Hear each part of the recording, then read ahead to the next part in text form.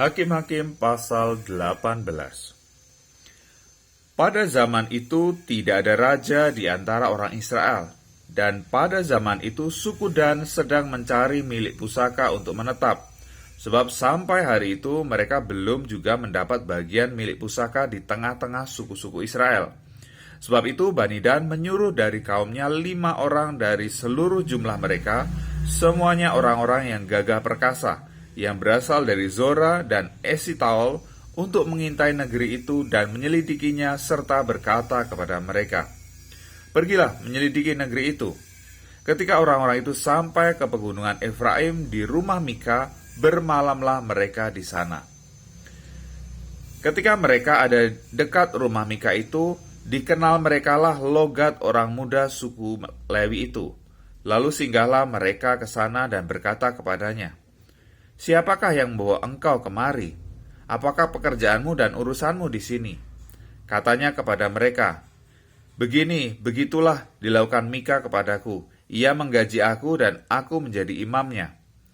Kata mereka kepadanya, "Tanyakanlah kiranya kepada Allah, supaya kami ketahui apakah perjalanan yang kami tempuh ini akan berhasil." Kata imam itu kepada mereka, "Pergilah dengan selamat. Perjalanan yang kamu tempuh itu dipandang baik oleh Tuhan." Sesudah itu pergilah kelima orang itu, lalu sampailah mereka ke Lais. Dilihat merekalah bahwa rakyat yang diam di sana hidup dengan tentram, menurut adat orang Sihon, aman dan tentram. Orang-orang itu tidak kekurangan apapun yang ada di muka bumi, malah kaya harta. Mereka tinggal jauh dari orang Sidon dan tidak bergaul dengan siapapun juga. Setelah mereka kembali kepada saudara-saudara sesukunya di Zora dan Esitaol, berkatalah saudara-saudara sesukunya kepada mereka, "Apakah yang kamu dapati di sana?" Jawab mereka, "Bersiaplah, marilah kita maju menyerang mereka, sebab kami telah melihat negeri itu, dan memang sangat baik. Masakan kamu tinggal diam? Janganlah bermalas-malas untuk pergi memasuki dan menduduki negeri itu. Apabila kamu memasukinya, kamu mendapati rakyat yang hidup dengan tenteram, dan negeri itu luas ke sebelah kiri dan ke sebelah kanan. Sesungguhnya Allah telah menyerahkannya ke dalam tanganmu. Itulah tempat yang tidak kekurangan apapun yang ada di muka bumi." Lalu berangkatlah dari sana, dari Zora dan Esitaol, 600 orang dari kaum suku Dan diperlengkapi dengan senjata. Mereka maju, lalu berkemah di Kiryat Yearim di Yehuda. Itulah sebabnya tempat itu disebut Mahane Dan sampai sekarang. Letaknya di sebelah barat Kiryat Yearim. Dari sana mereka bergerak terus ke pegunungan Efraim dan sampai di rumah Mika. Lalu berbicaralah kelima orang yang telah pergi mengintai daerah Lais itu, katanya kepada saudara-saudara sesukunya, "Tahukah kamu bahwa dalam rumah-rumah ini ada efod, terafim, patung pahatan, dan patung tuangan? Oleh sebab itu, insafilah apa yang akan kamu perbuat." Kemudian mereka menuju ke tempat itu, lalu sampai di rumah orang muda suku Lewi itu, di rumah Mika, dan menanyakan apakah ia selamat. Sementara ke-600 orang dari Bani Dan yang diperlengkapi dengan senjata itu tinggal berdiri di pintu gerbang. Maka kelima orang yang telah pergi mengintai negeri itu berjalan terus, masuk ke dalam, lalu mengambil patung pahatan, efod, terafim, dan patung tuangan itu. Adapun imam itu berdiri di pintu gerbang bersama-sama dengan ke-600 orang yang diperlengkapi dengan senjata itu. Tetapi setelah yang lain-lain itu masuk ke dalam rumah Mika dan mengambil patung pahatan, efod, terafim, dan patung tuangan itu, berkatalah imam itu kepada mereka, "Berbuat apakah kamu ini?" Tetapi jawab mereka kepadanya, "Diamlah, tutup mulut, ikutlah kami, dan jadilah bapak dan imam kami. Apakah yang lebih baik?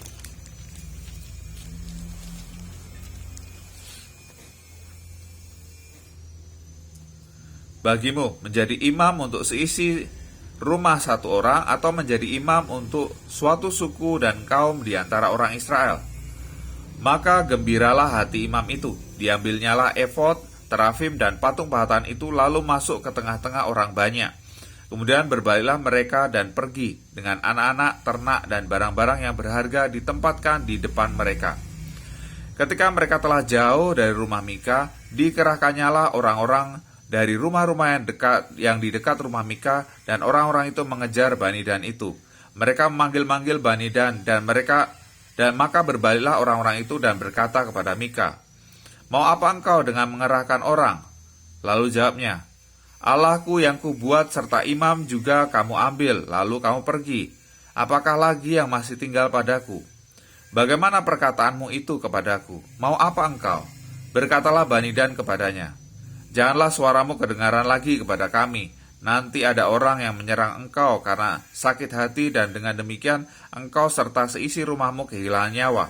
Lalu Bani Dan melanjutkan perjalanannya, dan Mika setelah dilihatnya mereka itu lebih kuat daripadanya, berpayunglah ia pulang ke rumahnya. Lalu Bani Dan dengan membawa barang-barang yang dibuat Mika juga imamnya mendatangi Lais, yakni rakyat yang hidup dengan aman dan tentram. Mereka memukul orang-orang itu dengan mata pedang dan kotanya dibakar. Tidak ada orang yang datang menolong, sebab kota itu jauh dari Sidon dan orang-orang kota itu tidak bergaul dengan siapapun juga. Letak kota itu di lembah Bet Rehob. Kemudian Bani Dan membangun kota itu kembali dan diam di sana. Mereka menamai kota itu Dan, menurut nama bapa leluhur mereka, yakni Dan, yang lahir bagi Israel. Tetapi nama kota itu dahulu adalah Lais. Bani Dan menegakkan bagi mereka sendiri patung pahatan itu. Lalu Yotam bin Gersom bin Musa bersama-sama dengan anak-anaknya menjadi imam bagi suku Dan, sampai penduduk negeri itu diangkut sebagai orang buangan. Demikianlah mereka menempatkan bagi mereka sendiri patung pahatan yang telah dibuat Mika itu, dan patung itu ada di sana selama rumah Allah ada di Silo.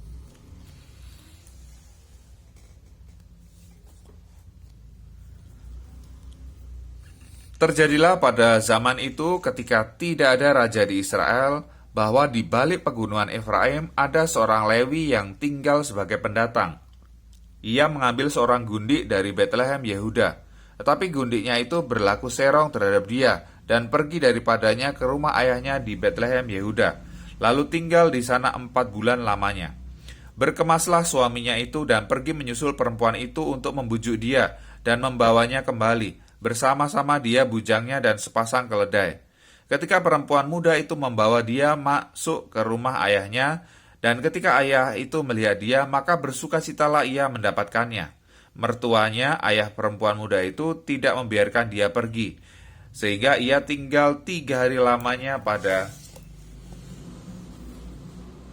ayah itu. Mereka makan, minum, dan bermalam di sana. Tetapi pada hari yang keempat, ketika mereka bangun pagi-pagi dan ketika orang Lewi itu berkemas untuk pergi, berkatalah ayah perempuan muda itu kepada menantunya, "Segarkanlah dirimu dahulu dengan sekerat roti, kemudian bolehlah kamu pergi."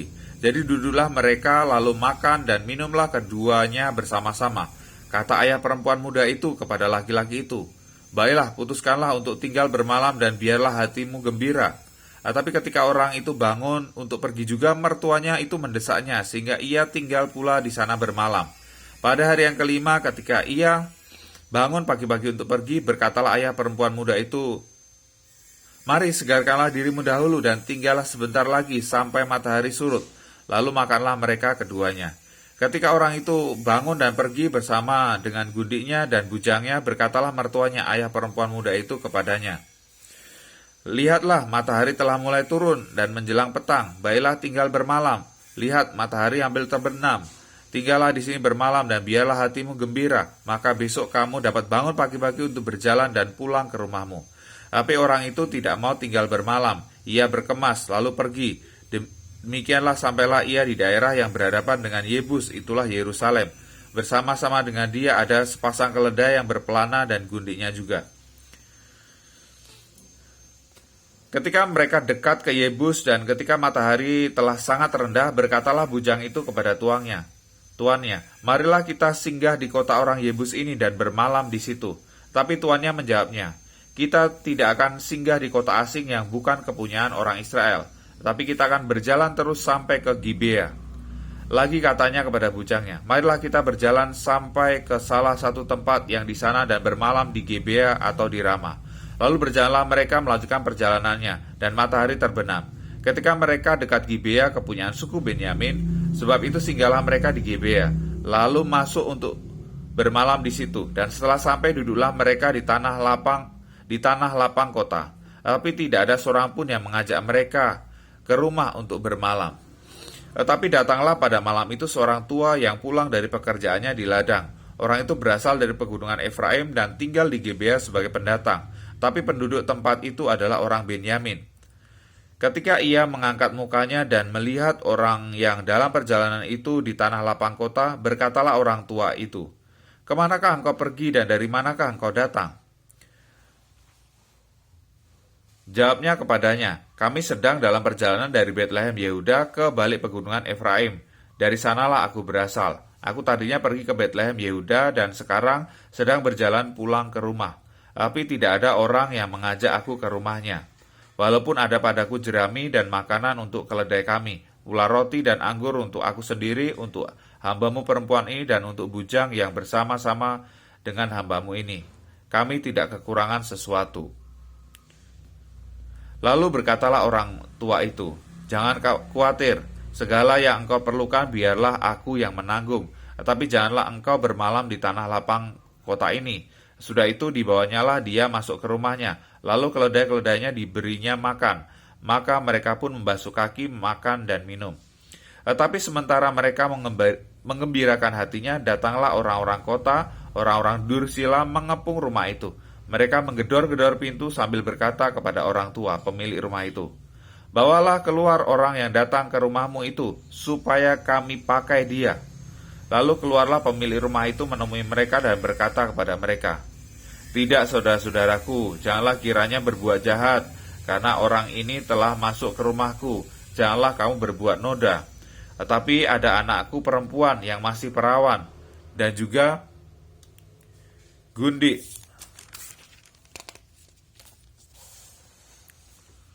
Orang itu, baiklah, kubawa keduanya keluar. Perkosalah mereka dan perbuatlah dengan mereka apa yang kamu pandang baik. Tetapi terhadap orang ini janganlah kamu berbuat noda." Tetapi orang-orang itu tidak mau mendengarkan perkataannya. Lalu orang Lewi itu menangkap gundiknya dan membawanya kepada mereka keluar.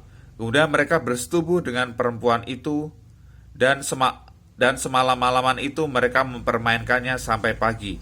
Barulah pada waktu fajar menyingsing mereka melepaskan perempuan itu. Menjelang pagi perempuan itu datang kembali, tetapi ia jatuh rebah di depan pintu rumah orang itu, tempat tuannya bermalam, dan ia tergeletak di sana sampai fajar. Pada waktu tuannya bangun pagi-pagi, dibukanya pintu rumah dan pergi keluar untuk melanjutkan perjalanannya. Tetapi tampaklah perempuan itu, gundiknya, tergeletak di depan pintu rumah dengan tangannya pada ambang pintu. Berkatalah ia kepada perempuan itu, "Bangunlah, marilah kita pergi." Tetapi tidak ada jawabnya. Lalu diangkatnyalah mayat itu ke atas keledai. Berkemaslah ia, kemudian pergi ke tempat kediamannya. Sesampainya di rumah, diambilnyalah pisau, dipegangnyalah mayat gundiknya, dipotong-potongnya menurut tulangnya menjadi 12 potongan. Lalu dikirimnya ke seluruh daerah orang Israel. Dan setiap orang yang melihatnya berkata, "Hal yang demikian belum pernah terjadi dan belum pernah terlihat sejak orang Israel berangkat keluar dari tanah Mesir sampai sekarang. Perhatikanlah itu, pertimbangkanlah, lalu berbicaralah."